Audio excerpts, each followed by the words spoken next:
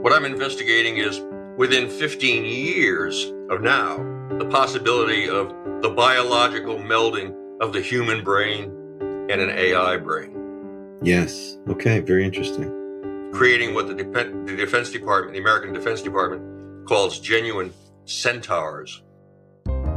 The Rational View is a weekly series hosted by me, Dr. Alan Scott, providing a rational, evidence-based perspective on important societal issues. Produced by Soapbox Media. The world needs evidence-based public policy now more than ever. Making the right decisions should not be partisan politics. Please help spread The Rational View by going to patron.podbean.com/The Rational View. Together, we can make a better future. Hello, and welcome to another episode of The Rational View. I'm your host, Dr. Al Scott. In this episode, I'm continuing my series on human enhancement. I've previously interviewed Guilia Dominijanni on her experiments on how people adapt successfully to adding a third robotic arm.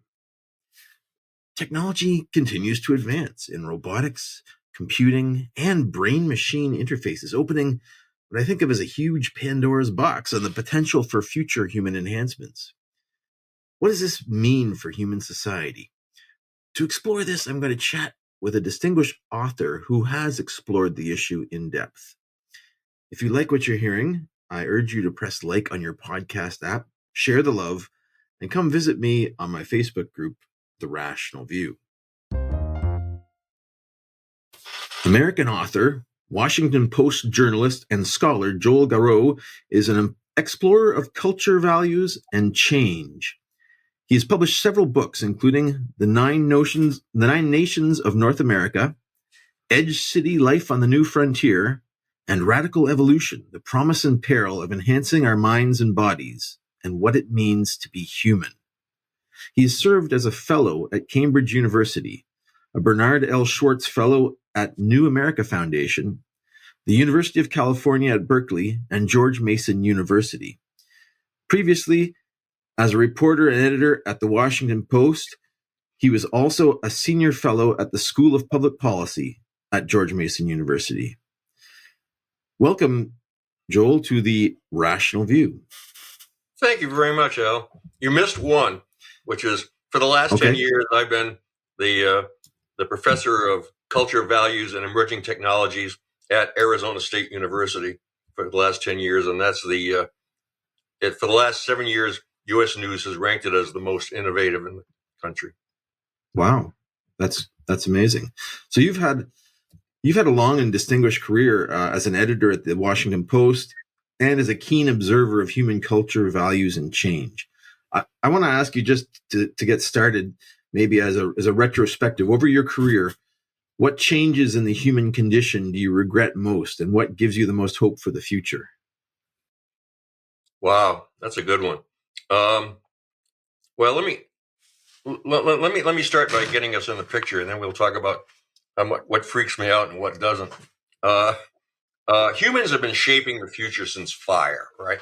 I mean, radical evolution, however, which is what my third book and what I'm discussing about, our subject today, is about how for the first time in history, we're taking control and redesigning what it means to be human. Not in some distant science fiction future. I'm not making this up, but it's happening right now on our watch. Now, when I wrote in Radical Evolution 20 years ago, our advances today were barely credible. I mean, I divided our amazingly evolving domains into the GRIN technologies: genetics, robotics, information, and nanotech, right? And now, since I wrote, genetics means CRISPR. CRISPR means a genetic means of altering the finest level of genetics, so that we're suddenly taking control of the evolution of every single living thing. That technology came out of the Human Genome Project. I think all of the investment that went into mapping the human genome, and now we can look at the DNA in the environment and map the genomes of all of the different life and trace it and play with it, right? Yeah, well, but I mean, what's revolutionary about CRISPR is you can go in extremely accurately and make certain snips like this, and all of a sudden, for example, a disease is cured, a hereditary disease. So that's genetics. Robotics, again, that was, tracked vehicles 20 years ago. And today, Ukraine is suddenly fighting the first drone war, for both sides. That was hard to imagine 20 years ago. Genetics, robotics, now information. Well, the obvious thing there is the rise of highly capable AI. I don't need to say more about that. It blew our minds 2 years ago, much less 20 years ago. And now nano, that's the working at the level of the extremely small. We're actually manufacturing computer chips down to the 3 nanometer scale. And that's near the size of a molecule, It's comparable to a strand of human DNA. It's 1/1000th of a human hair. It's really pushing the edge of what's possible in physics. And when I say 3 nanometers on computer chips, that's the resolution of the circuitry that they print on the chips. The chips themselves aren't 3 nanometers, but the circuit elements are 3 nanometers. So you get extremely complex systems in very small chips. Yeah, I mean, those are the wires basically, connections. But, they're pushing up against the edge of where the signal is leaking out because it's so tiny. But the fact that they're actually in the manufacturing stage and it works, that's a real mind blower. So 20 years ago, you wrote this book, Radical Evolution, suggesting that we are at an inflection point in human history. Now, obviously, based on the emergence of these technologies, this is 20 years ago. How did you do on your predictions? What surprised you? What were you bang on about? Yeah, well, I'm a scenario planner, among other things, which means and scenarios are rational, logical, systematic ways of thinking about the future. And so I'm not advocating any of this, and I never, ever, never make predictions. Predictions are always wrong. Scenarios are wise, specifically an antidote to how wrong. I also, flinch a little when people call me a futurist because, a lot of people who call themselves futurists are snake oil salesmen, frankly. And anyway, I like to suspect that I'm more rational about that. But what I did write about in Radical Evolution was the 3 scenarios for the future with this incredible, inflection point in history, whereas heaven, hell, and prevail. And the heaven scenario is one in which the curve of change, Moore's law and all that, the curve of change was going straight up. You conquer pain, suffering, stupidity, ignorance, and we all live happily ever after. That's where the transhumanists fine. I'm not a transhumanist. It's a perfectly rational scenario, and I'm not knocking it. I just say, but there are 2 others, hell and prevail. In the hell scenario, same curve, but it goes straight down, and we wipe out the human race and possibly the universe, starting in the next 20 minutes. And this is Terminator, basically. Oh, that doesn't even begin to cover it. Yeah, no, I mean, you're talking about some of the hell scenario people, so respectable people, talk about ripping the fabric of the universe. I mean, the hell scenario gets pretty bad. When I was writing, I had to say to the readers, I said, look, don't panic, don't freak out. This is a scenario. Keep reading. There's also prevail.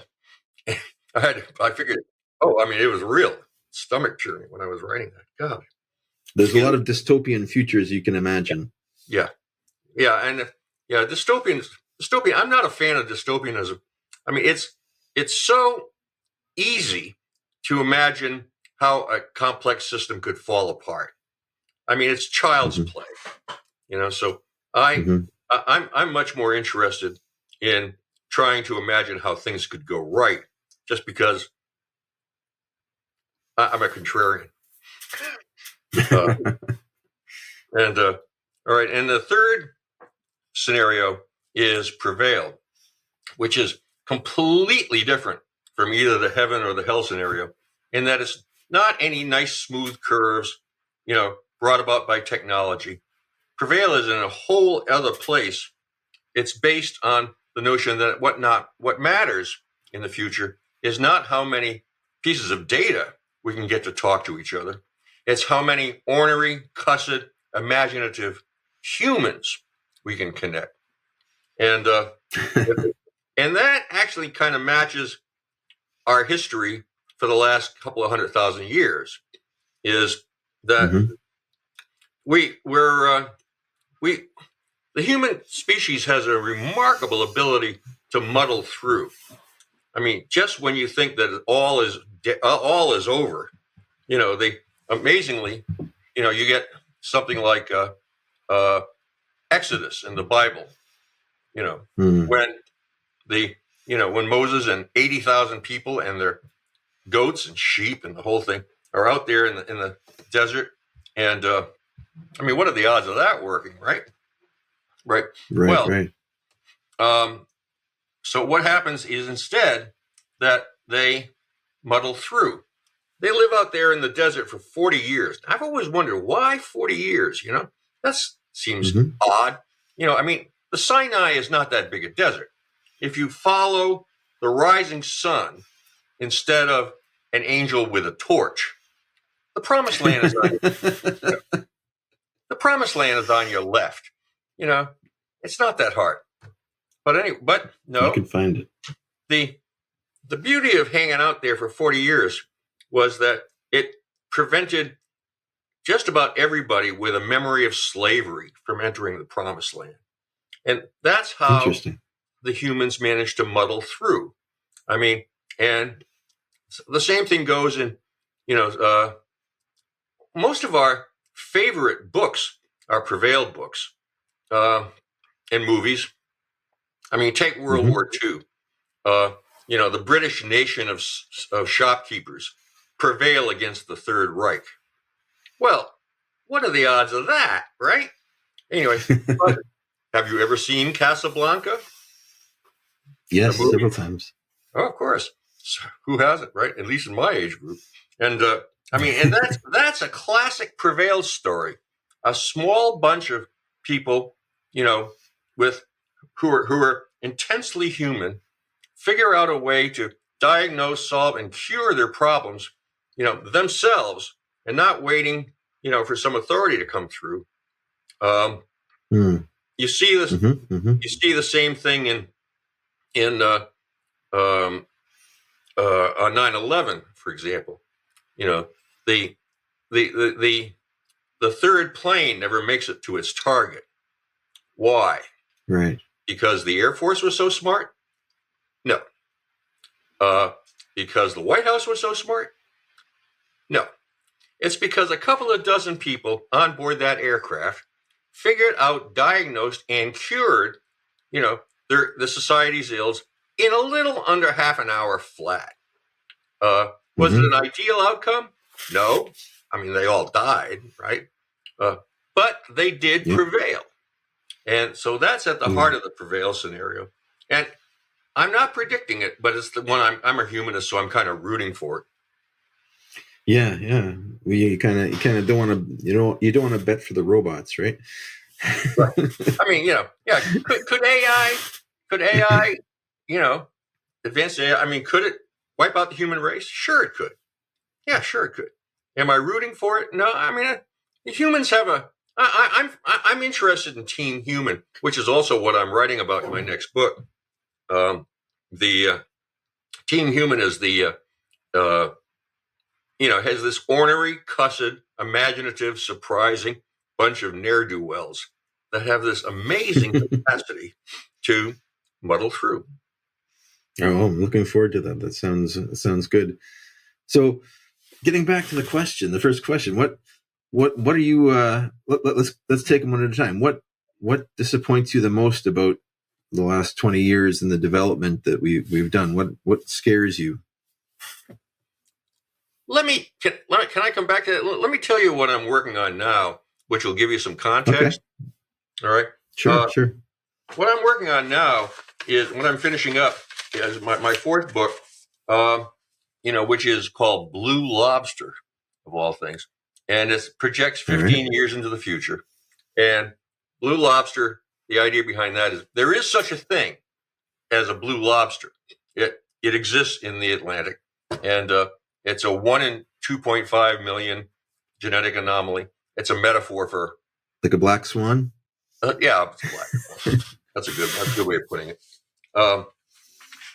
So anyway, and so the black swan that I'm looking at now is what I'm investigating is within 15 years of now, the possibility of the biological melding of the human brain and an AI brain. Yes. Okay. Very interesting. Creating what the Defense Department, the American Defense Department, calls genuine centaurs. In mythology, you've seen the statues of centaurs that are half human and half horse. You've seen this, right? And okay, well, now we're building better, believe it or not. Since 2014, the U.S. Department of Defense has been talking about centaur army as the third offset. Well, historically, the first offset gave the American military an overwhelming advantage over its enemies through something that we could do that they couldn't, and that was nuclear deterrence. You couldn't wipe out our retaliation because of our triad, which was launching nukes from air, land, and sea. You couldn't take all that out. So who cares how many industrial age tanks the Soviets had? The Americans had changed the game. Fine. Now, the second offset, which is what we're living in now, made everything in the military smart. I mean, again, most of our enemies were back still in the industrial age. So what we created was a world in which, from smart soldiers to smart leadership to smart weapons to smart global networks, bringing the whole thing together, this is now known as the American way of war. The classic example of this is when, we took out Saddam Hussein's military, World War II military back in the day. I mean, it wasn't, there was no contest. That's the second offset. And now DOD, Department of Defense, is talking about Centaur Army. Well, what the hell is that, right? Well, what it currently never heard of it. Yeah, Centaur. Look it up. Google it. The guy who was the creator of that was a guy by the name of Bob Work, WORK, like working with Okay. And Google it. And and you can see it in the United States military today. What it currently means is joining at the hip the war fighters and their drones and robots and sensors and weapons. I mean, linking them up as close as you can. And a classic example is today's F-35 jet fighter, right? I mean, it is a jet fighter. But what it is a human and a computer network controlling everything around it. The pilot can't even fly her plane without her helmet because the helmet displays everything that's going on. It connects her to her plane and the network, and most important, to the flock of drones that are her wingmen. And so what happens is that, today, in the case of a hypothetical encounter, you can have an overwhelming advantage because in a scenario like this, it doesn't really matter how many conventional jets you're up against. A 20-to-1 no problem. I mean, that's I mean, and again, these are scenarios. There are other outcomes, but the Air Force has tested the hell out of this, and they're pretty confident that this Centaur connection with the visor. I know this sounds like science fiction, but I mean, these things are flying right now, right? Yeah. The drones are especially frightening. What those drone swarms can do.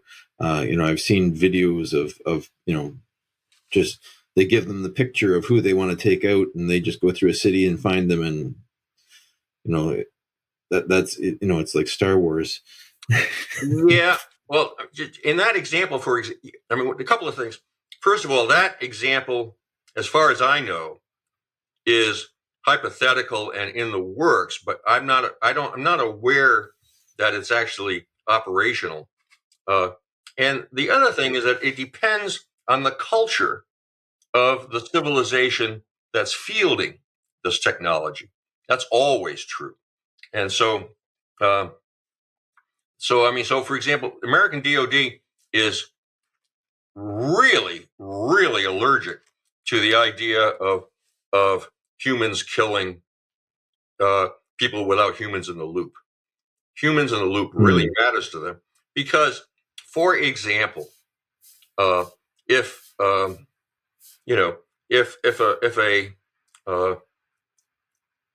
drone mistakenly took out a school and killed 100 kids, well, the drone doesn't go to military prison for this.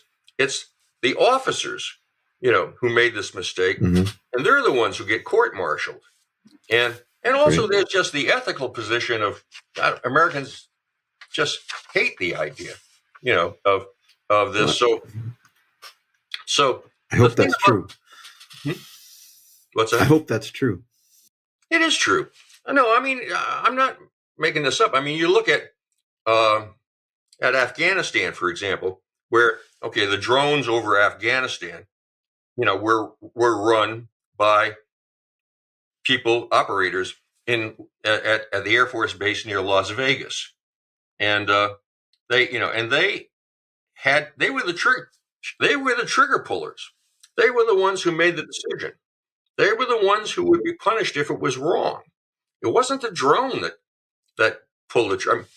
Everything up until then, they were piloting it. They saw what the drone saw. They saw what the drone had calculated. They saw it all, but they pulled the trigger, and that's pretty common. And when they made a mistake, and killed the wrong people, which doesn't happen all. I'm not an apologist for the American military, but by any means. But on a 1 to 10 scale of these things, sure, there are screw ups. Stronger word. Insert stronger word here than screw ups. But the ratio is, by the standards of the fog of war, it was every time that happened, it made the news, and people were horrified. Well, that's kind of typical of compare that to, for example, one of the things that worries me is other technology capable civilizations and militaries, like the Chinese, the Russians, and God help us, the Iranians. It's not clear to me that they really care about humans in the loop.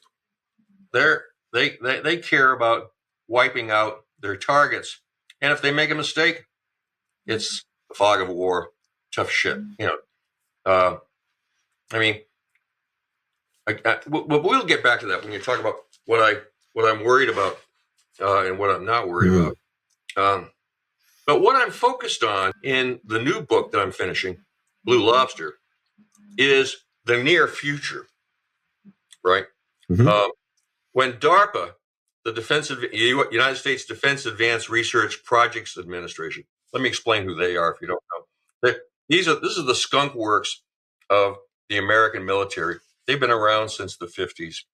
When Sputnik surprised the United States, there was a decision that if there was ever going to be a technological surprise again, it was going to be the Americans doing it to their enemies, not the other way around.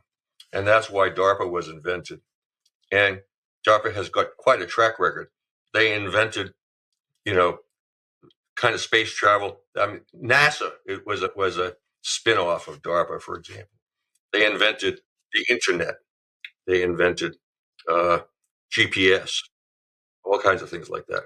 And they've got a track. I mean, and what they're great at is having a very, very high willingness for failure. And so, I mean, not everything they try works, but they're okay with that if they learn. Consider how many organizations are there that have that kind of tolerance of risk. That's what made them what they are. Well, so now what's being imagined for, and could, and I my reporting suggested it could happen in 15 years, is that DARPA could in fact link a human brain with an AI brain directly. And it would finally link the imagination and the surprise and the ethics of a human with the incredible research powers of an AI, right? And so, and if you do that, you're creating really and truly the world's first true Superman. And perhaps within 15 years. And that is radical evolution. I mean, although it's not a direct brain computer link, we do have all of the knowledge at our fingertips on our cell phones. And, it's not a direct brain machine link, but, look what we've done with that. We've gone to social media and videos of cats. I like your discussion about the offsets, the first offset, the second offset, but I think you might be missing an offset, which is the social media internal unrest that is coming in from troll farms in several government sponsored agencies, overthrowing the entire military operation from the inside. Basically, the prowess of a military doesn't matter if you get civil war fomented by social media polarization. I think that's quite a discovery as well that we have to be very careful of. Well, again, I'm not making this stuff up. I'm reporting how DOD thinks about this first, second, and third offset, and that's what DOD calls it, and that's how they view the American military, and and its evolution. But you're right. Doesn't mean that our opponents are standing still.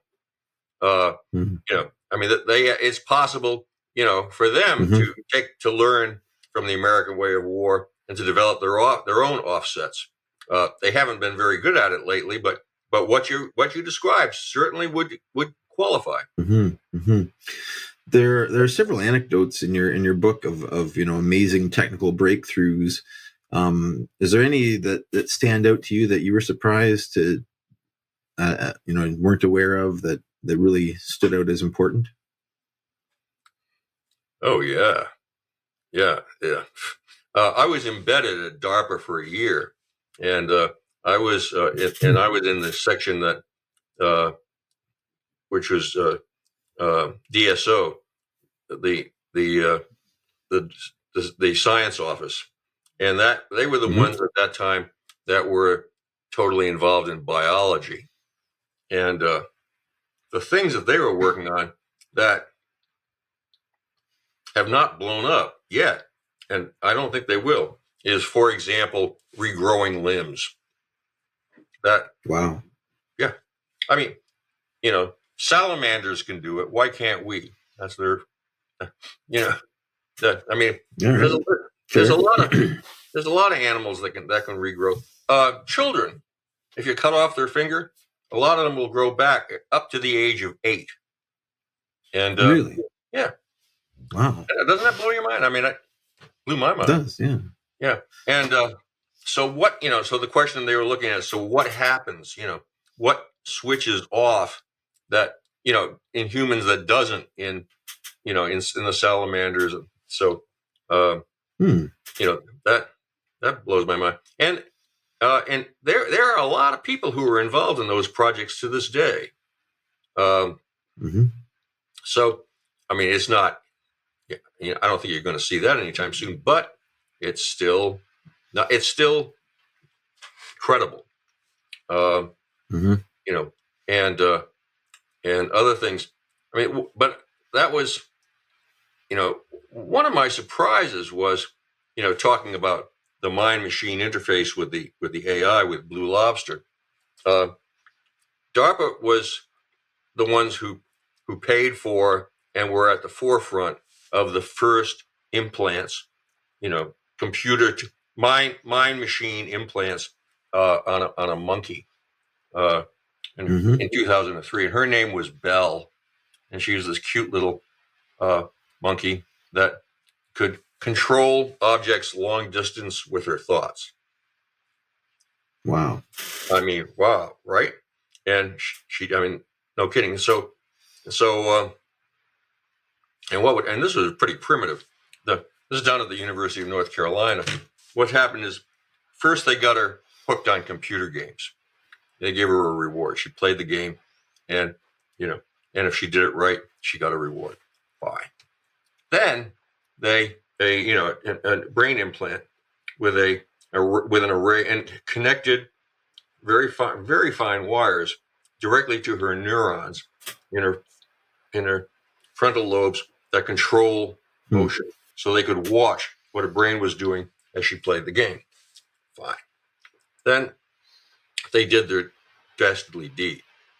They disconnected her joystick so that nothing she could do with her hand was going to move the cursor. So, but Bella was a pretty smart monkey. So the first thing she noticed was that if she thought about moving the cursor, it moved because of the implant was picking up what she was thinking in her neurons, right? That's crazy. I know. And that was 20 years ago. And then the test that really kind of was the proof of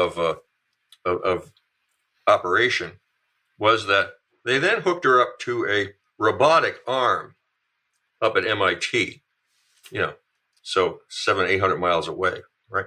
And they fired up the robotic arm, they fired up Bell's neurons and all that.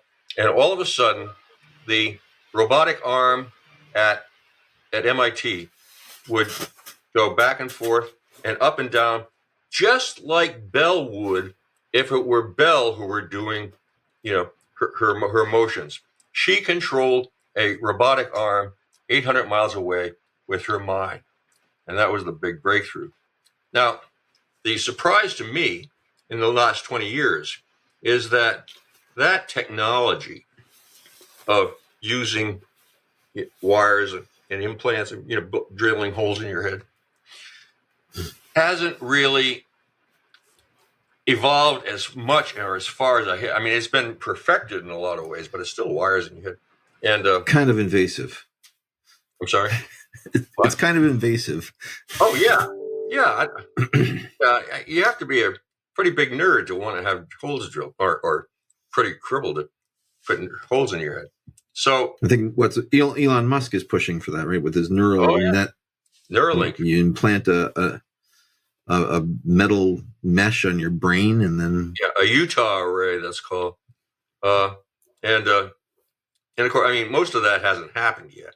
I mean, but that is what he's pushing towards.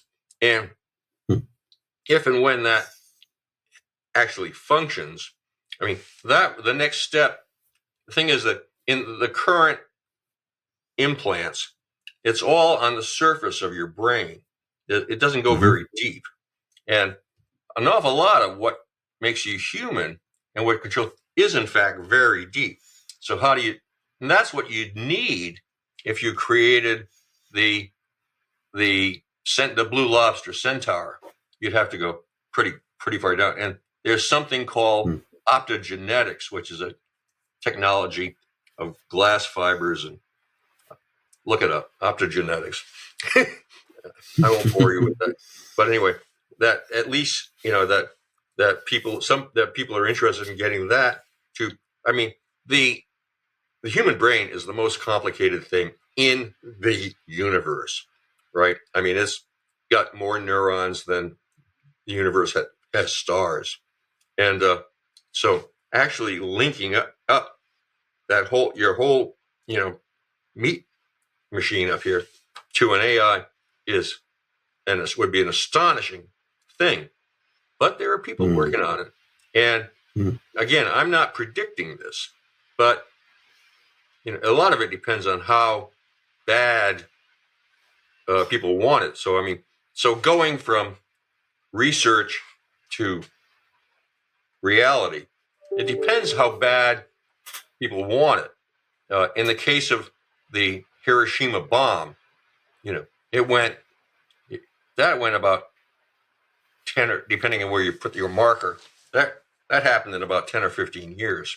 And so it kind of depends, again, so it depends on how fast somebody wants a real no shit Centaur army. Wow. So there's a lot of hopeful ideas and a lot of frightening ideas that you bring up. What do you believe society needs to know about to manage the coming changes and stay on the prevail path? What would you like people to know about? Yeah, well, that's a great question, and that's what I've kind of been working on all this time, is trying to get people to realize none of this is inevitable. None of it. It's a scenario. It's not a prediction. Predictions are always wrong. And, there's nothing inevitable about this. And so like in AI right now, I think people, again, see this curve of change, and which matches Moore's law, and, and the number of wires you can hook together in a computer. So all that stuff. And they say, oh, we're screwed. There's nothing we can do about this.